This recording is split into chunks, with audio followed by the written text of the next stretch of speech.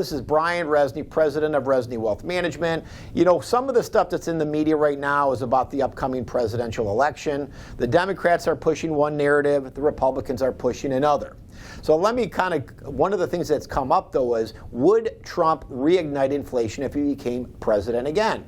Let me cover some of the facts. So again, whether you're a Democrat, whether you're a Republican, I talk facts only, and I'll give you the realistic input. There is a theory that if Trump returns to office, his policies like raising tariffs, reducing immigration, and pressuring the Federal Reserve to cut rates could cause inflation to go higher. Is that factually true?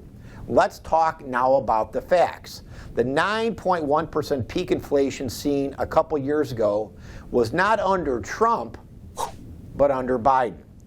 Okay, we had actually fairly record low inflation under Trump. Immigration was at an all-time low under Trump and an all-time high under Biden. So again, we have record inflation under Biden with high, obviously, inflationary impact from policy. It had nothing to do with really immigration overall. And unfortunately, a lot of misperception or miscomments or blatant lies by the media and or politicians really push this narrative. However, the analysis suggests that while inflation is expected to stay somewhat higher over the next decade, maybe around 3% annualized, compared to the pre-COVID of about 1.8%, this is likely regardless of an election outcome. A new surge of inflation would be caused by too much money chasing too few goods, as was the policy under Biden.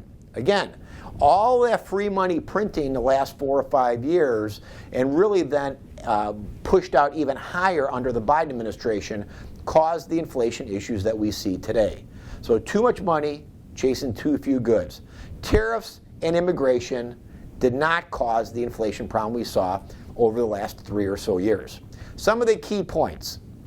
Tariffs may raise prices for imported goods, but unless the Fed loosens monetary policy, consumers would have to divert spending from other items, and ultimately offsetting the overall inflation impact.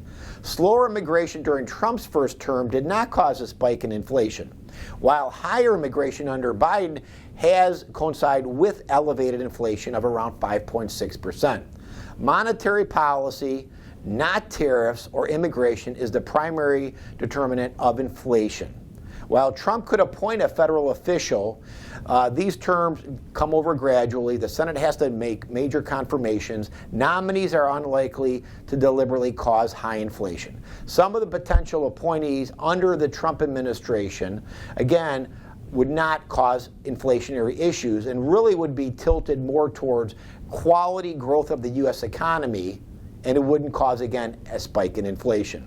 In summary, while inflation is expected to be higher in the coming years, a surge is not anticipated regardless of the election outcome. Monetary policy, not specific policies like tariffs or immigration, is seen as the primary driver of inflation. As I've always suggested to every individual, you vote the way you need to vote. I vote on policy. Personality is out the back door. While neither candidate is perfect, policies do matter, and policies ultimately will hurt the economy or help the economy, and that's only a decision you as a voter can make. But again, immigration and tariffs do not cause spikes in inflation, as clearly demonstrated by Trump's agenda and policies in the past, and a change in policy under Biden.